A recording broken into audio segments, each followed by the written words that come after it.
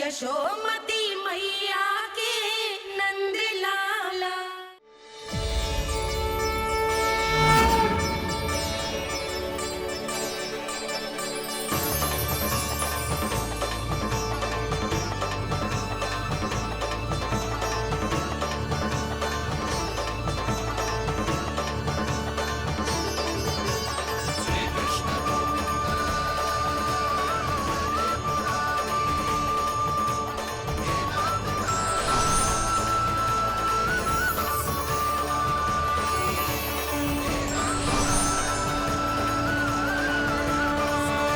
कुछ वरन आया हुआ मसूर।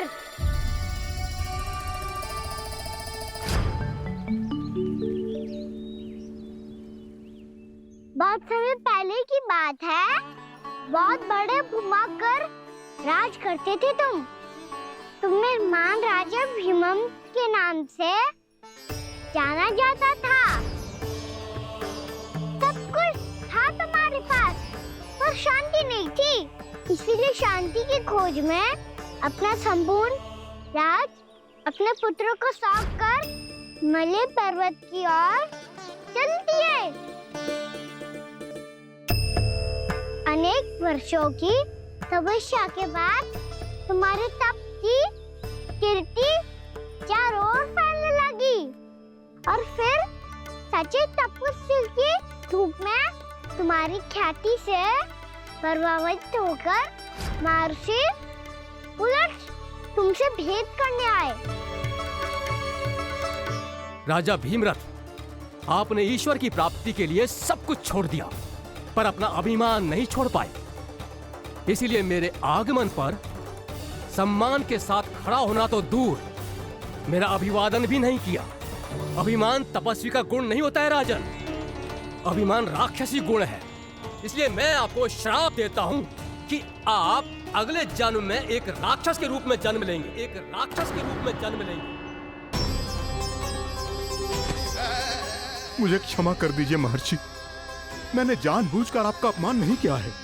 मैं तो यहाँ पर शांति की खोज में आया था। अपने भीतर के संसार में गहरे सोच विचार में डूबा हुआ था मैं। मुझे क्षमा कर दीजिए महर्षि, मुझे क्षमा कर दीजिए। अपनी भूल का आभास प्रायश्चित की ओर पहला पग होता है। मैं अपना श्राप तो वापस नहीं ले सकता, परंतु आपको एक वचन अवश्य दे सकता हूँ। जब भी प्रभु नारायण का अवतार होगा, आपको उचित समय पे वो वरदान देंगे जिसकी आप लंबे समय से प्रतीक्षा कर रहे हैं।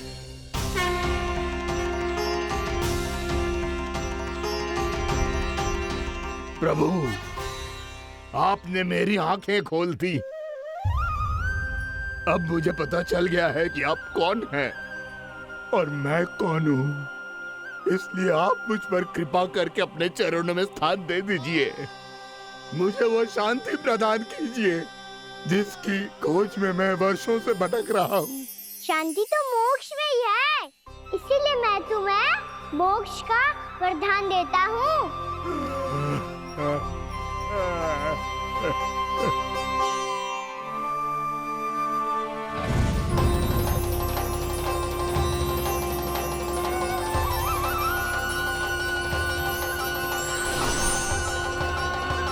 प्रभु की ये लीला सदैव स्मरण रखी जाएगी। इस स्थान को इनका आशीर्वाद मिलेगा और इस कंदरा को व्योमासुर की कंदरा के रूप में पहचाना जाएगा। भविष्य में अनेक ऋषि मुनियों की शरण स्थली बनेगी ये कंदरा। दीदी, ये कोई साधारण बालक ना है। ऐसा चमत्कार कोई साधारण बालक थोड़ी ना कर सकते हो। तुम सत्य कह रहे थे बलराम, गाना सच्ची में भगवान ही है। तभी तो सब देवता इसे बसाने और इसकी ओर से युद्ध करने आते हैं। तुम सब ऐसे आंखें फाड़ के क्यों देख रहे हो मुझे?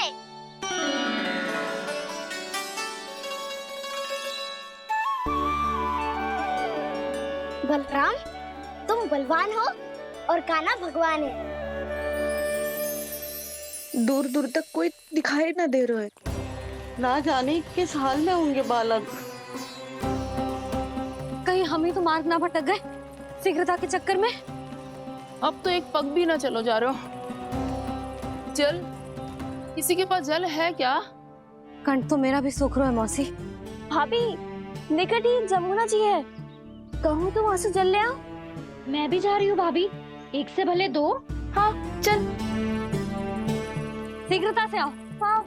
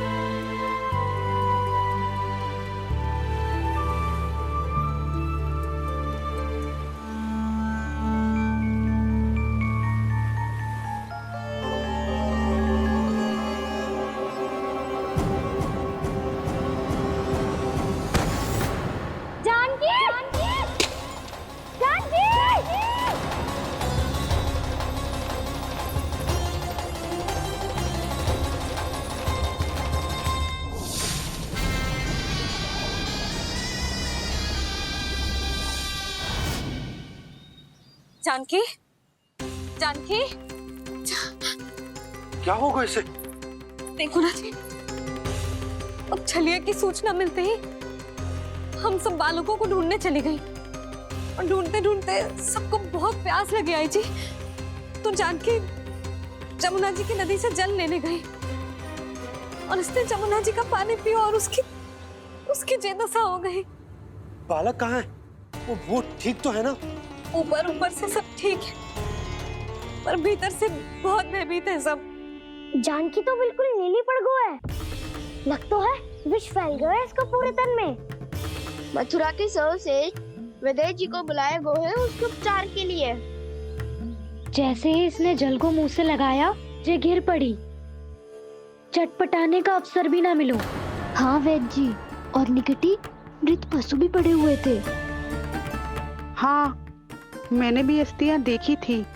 इसका तो यही अर्थ हो सकता है कि समस्या वहाँ के जल में ही हो। वैद्य जी, आप रोगी की नाड़ी पे ध्यान दो ना। जे गोपिया क्या कह रही है उसे सुनने की आवश्यकता ना है। जब तक विष के कारण का पता नहीं चल जाता, हम उपचार कैसे कर सकते हैं रानी जी?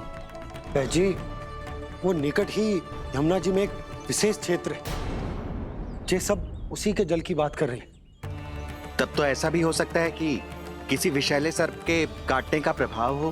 पर सर्प के काटने का चिन्ह ना है उसके तन पे। सर्प जब काटता है तब उसके दांत के चिन्ह बन जाते हैं।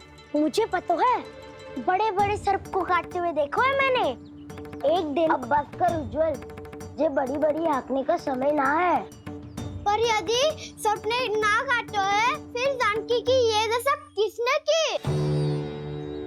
अवश्य किसी राक्षस ने की होगी। नाना, कोई विषैला पशु भी तो हो सकता है, या अवश्य किसी महाविषैले सर्प के विष से हुआ है। सर्प ने भले ना काटा हो, लेकिन यह अवश्य ही किसी महाविषैले सर्प के विष के कारण हुआ है। कालिया नाग। कालिया नाग?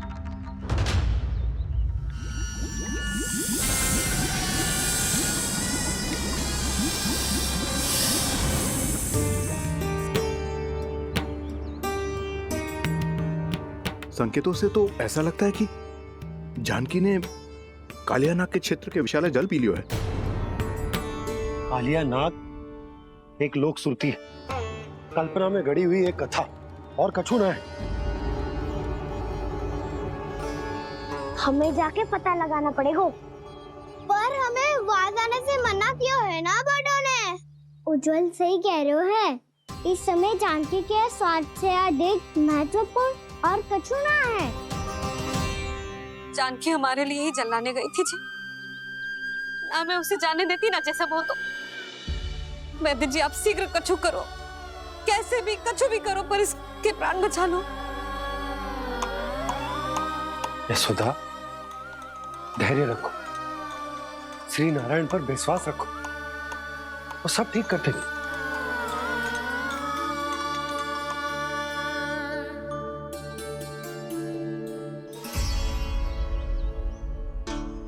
विष की काट की मेरे पास जितनी जड़ी बूटी थी मैंने सब अर्क बना के पिला दी, पर इसकी दशा में अभी तक कोई सुधार नहीं दिख रहा है।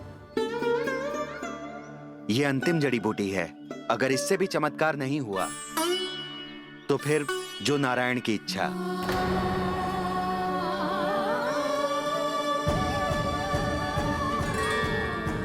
पर कोई तो उपाय होगा जानकी को बचाने का। कान्हा, यदि तुझे किसी औषधि के बारे में पता है हमें बता दे, हम जाके ले आएंगे।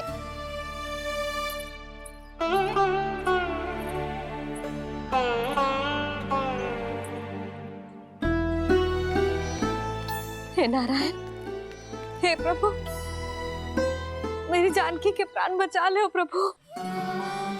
क्या तो मैं अपने आप को कभी क्षमा न कर पाऊंगी।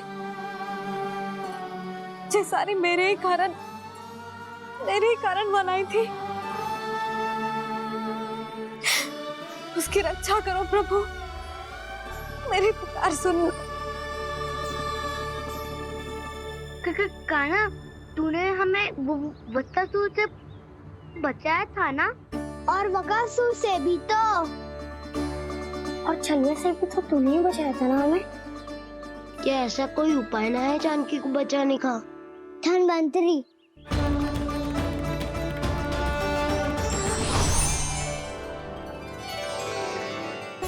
मैं आ गया हूं प्रभु, चिंता मत कीजिए, आपके आदेश का पालन अवश्य होगा। यशोदा मैया,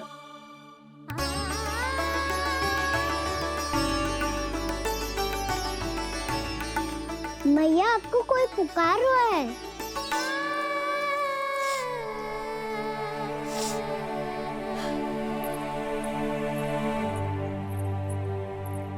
चिंता मत करो मैया, अब धनवंतरी जी आ गए हैं और सब संभाल लेंगे।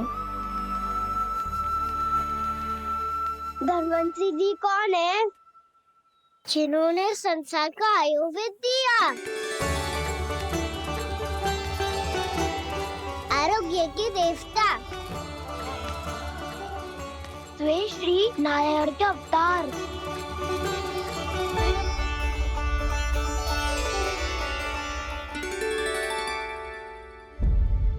मुझे पता चला है कि आपको वेद की आवश्यकता है। हाँ हाँ, भीतर आइए। आइए आइए बैठे जी। जय रे।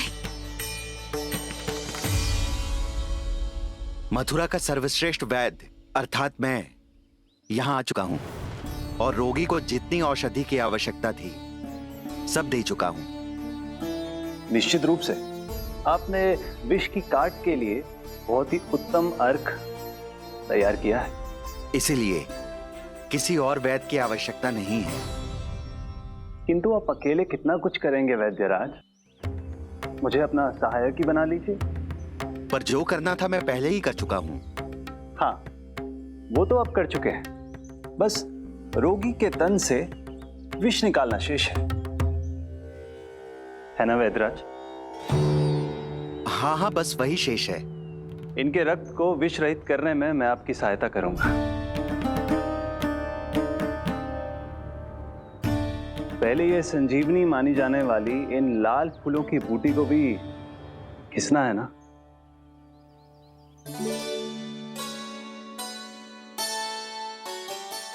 हाँ हाँ, तुम सही कह रहे हो, इसे अच्छे से घिसो।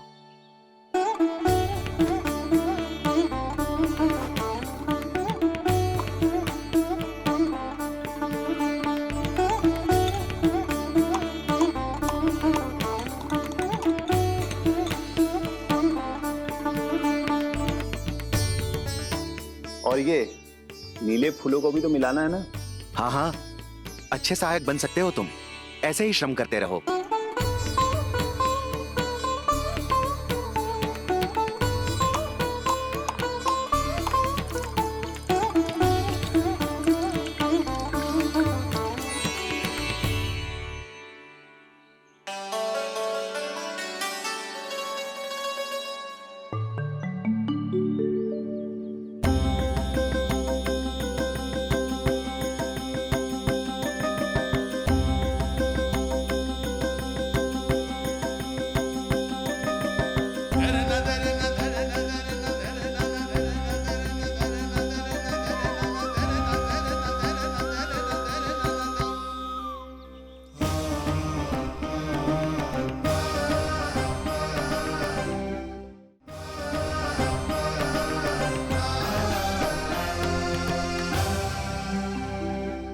जानकी स्वस्थ तो हो जाएगी ना धन्वंतरी जी?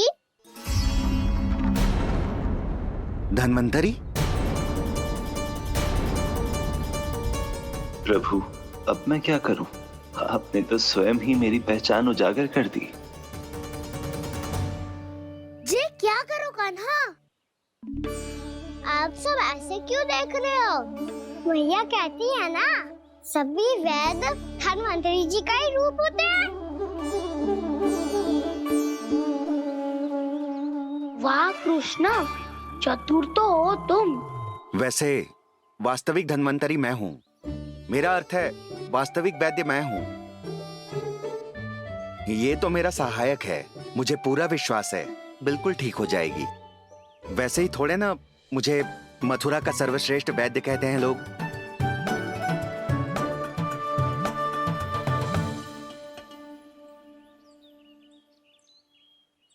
जसोदा भाभी, जसोदा जी, जानकी को चेतना आ गई। जानकी, जानकी, जानकी, तू ठीक है ना? क्षमा करना भाभी, मैं आपके लिए जल ना ला पाई। बस बहुत भूख लगी है। मैं अभी कछु लाती हूँ। जानकी माखन खाओगी?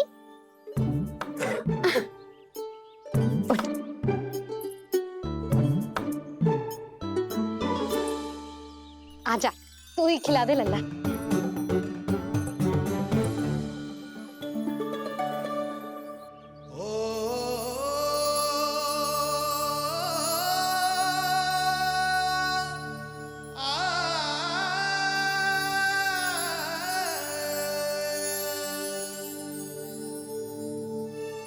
तुम सब मेरे लल्ला को माखन चोर कहती हो ना? आज देखो, अपना ही माखन जानकी को खिला रहे है।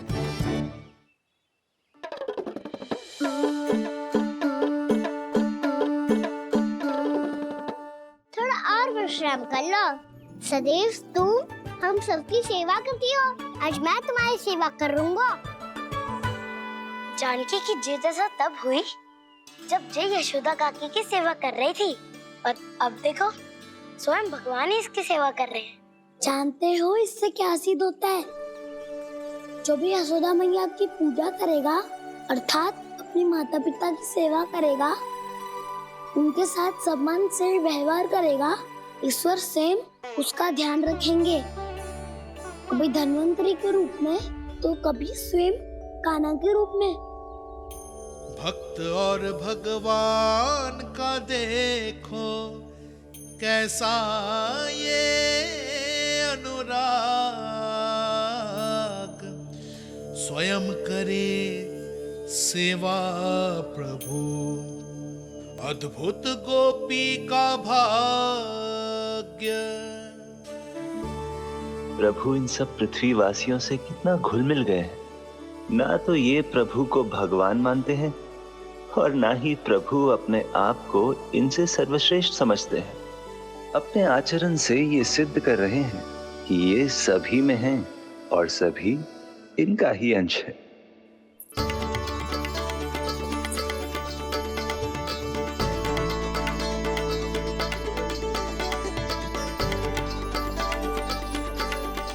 प्रभु, अब मुझे जाने की आज्ञा दीजिए।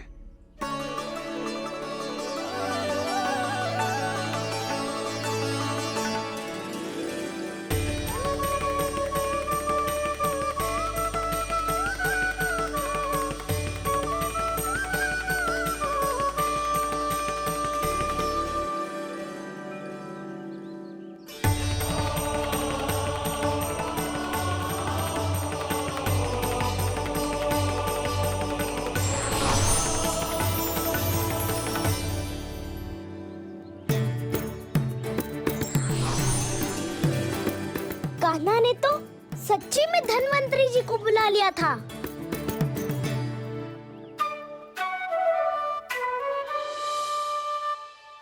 जब से कान्हा का जन्म हुआ है ना, मैं तब से देख रही हूँ, तब से हम पे कोई भी संकट आती है ना, तो अचानक से कोई अपरिचित हमारी सहायता करने आ जाता है और जाते समय कान्हा की आज्ञा लेके जाता है और कभी कभी तो इसे प्रभु बोल के जाता है। बाबा संभालो।